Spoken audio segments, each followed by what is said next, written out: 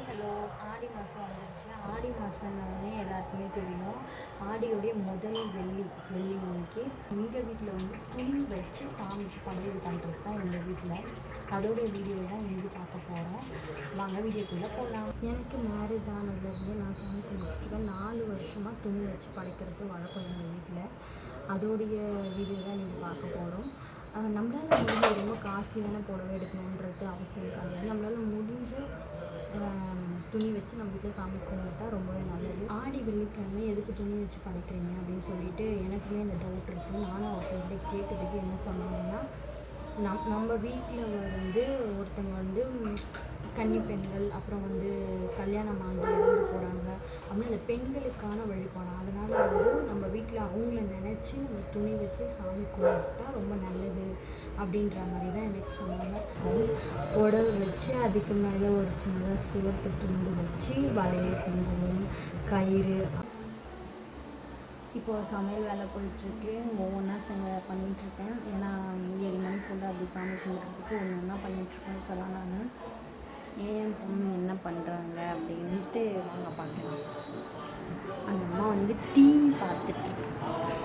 அம்மா டிவி பார்த்துட்ருக்காங்க. அந்த பாருங்க அவங்க என்ன பண்ணுறாங்க பாருங்க.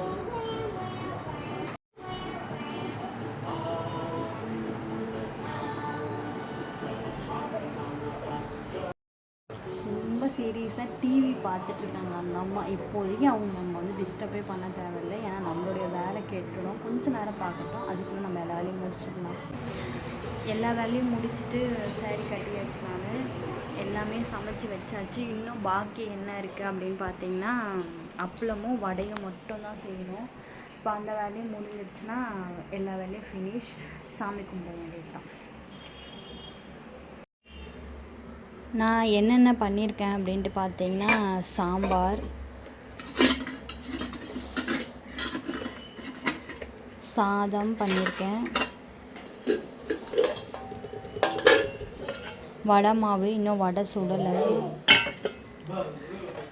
அப்புறம் வந்து வாழைக்காய் வறுத்துருக்கேன்,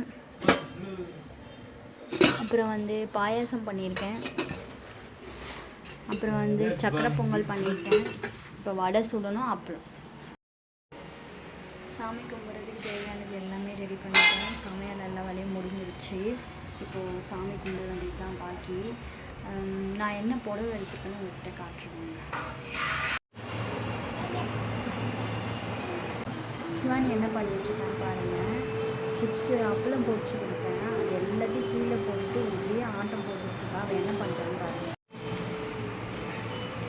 அவங்க மாமாவுக்கு போய் அப்பளம் ஊட்டி விட்றா.